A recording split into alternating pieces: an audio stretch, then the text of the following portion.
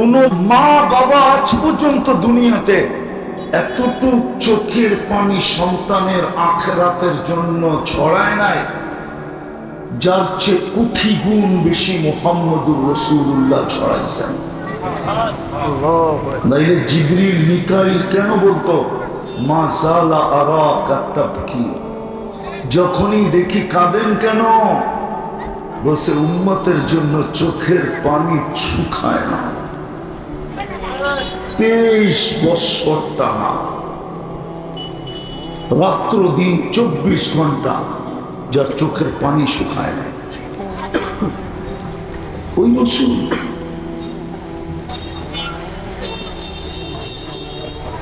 মাও তো বাবাও তো মৃত্যুর সময় নিজের মৃত্যুর কষ্ট নিয়ে ব্যস্ত থাকে, নিজের মৃত্যুর কষ্টই সামলাইতে পারে না।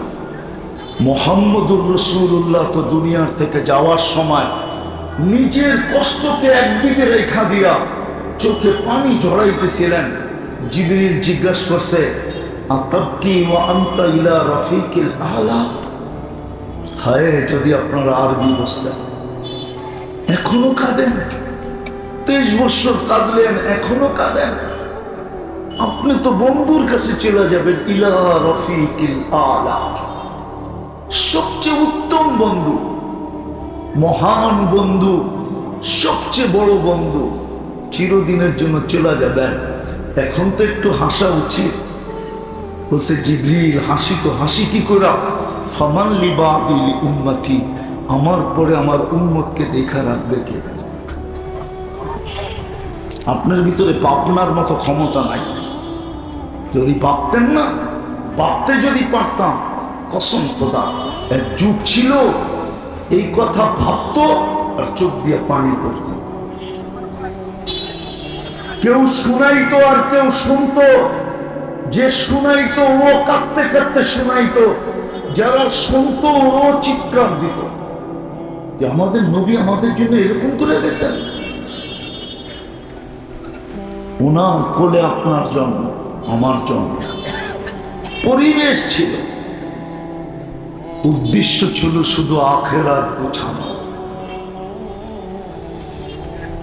যদিও আল্লাহ বলছেন ওয়ামা মিন দাব্বাতিন ফিল আরদি ইল্লা আলাল্লাহি রিজকুহা, জমিনে যত প্রাণী আছে সবাই লালন পালনের দায়িত্ব আল্লাহর উপরে। কিন্তু ওলামা একমত হবে কিনা জানি না, লালন পালনের ধারা আছে, আর সবচেয়ে উত্তম ধারা আমাদের জন্য ছিল কোরআন বলে রিজকুন কারীম, তোমাদেরকে আমি লালন পালন করব সবচেয়ে উচ্চ লেভেলে।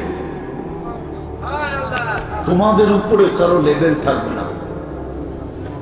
লারাযাকাকুম কামা ইয়ারযুকুত তায়র, তোমাদেরকে পাখির মতো পালবো, পাখির মতো। আমি শেষ জায়গায় চলে আসছি, আমার আর আগানের সময় নাই, আমি শেষ জায়গায় চলে আসছি। অল্প বুঝলে যথেষ্ট।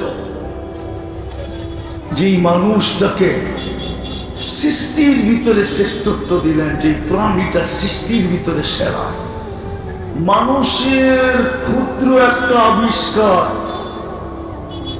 মানুষের ক্ষুদ্র একটা অস্তিত্ব যদি অনর্থক না হয়, বানানো যদি অনর্থক না হয়, একটা বাচ্চার মাটির ঘর বানানো যদি অনর্থক না হয়, তো সৃষ্টির সেরা মানুষটা অনর্থক হয় কি করে? সৃষ্টির সেরা মানুষটা অনর্থক হয় কি করে? বুঝেন, ভালো মতে বুঝেন, সৃষ্টির সেরা মানুষটা অনর্থক হয় কি করে? যাকে সৃষ্টির ভিতরে শ্রেষ্ঠত্ব দিলেন ওটা অনর্থক হয় কি করে? যাকে সৃষ্টির ভিতরে সবচেয়ে সৌন্দর্য দিলেন ওটা অনর্থক হয় কি করে? যাকে সৃষ্টির ভিতরে সবচেয়ে বড় গঠন দিলেন, সবচেয়ে সুন্দর গঠন দিলেন, ওটা অনর্থক হয় কি করে? এইদিকে দেখেন, এইদিকে দেখেন, আমার দিকে দেখেন, কাজে দিবে। কথাগুলো ভালো মতে শুনেন, কাজে দিবে। কথাগুলা ভালো মতে শুনেন, কাজে দিবে, কাজে দিবে। আমাদের এই চিৎকার সুরক্ষিত আছে, থাকবে, কিয়ামতের দিনও থাকবে। আমাদের এই হাতে পায়ে ধরা আপনাকে কিয়ামতের দিন শোনানো হবে। আমাদের জাতি যদিও আমাদেরকে অন্য চোখে দেখে, আমাদের এই হাতে ধরা পায়ে ধরা কিয়ামতের দিন আপনাকে শোনানো হবে। যুবক, তোমাকে শোনানো হবে, সবাইকে শোনানো হবে। ওই দিন আদালত একটাই হবে। আমি একটু দূরে চলে গেলাম, দূরে। ওই দিন আদালত একটাই হবে, দুটা হবে না। হ্যাঁ, মালিক একজন হবে, মালিক, কিন্তু বাদশাহী একজনের হবে। মালিক একজন হবে, বাদশাহী একজনের হবে। ভালো মতে বোঝেন, ভালো মতে বোঝেন, কাজে দিবে। আমি শেষ জায়গায় চলে আসছি, আর আগে বাড়বো না। চলে আসছি শেষ জায়গায়, হাতে সময়ও নেই। বোঝেন, কাজে দিবে। এটাই কোরআন বলছে, আফা হাসিবতুম আন্নামা খালাকনাকুম আবাস। তোমার মতো একটা সৃষ্টি অনর্থক হয় কি করে? গাজীপুরের মানুষ রাগ হয় না, অনর্থক না বিদায়ী। আপনি আর আমি অনর্থক না বিদায়ী। কোটি কোটি টাকা বেগি আপনার আমার পিছনে বাজেট ব্যয় হয়, বাজেট।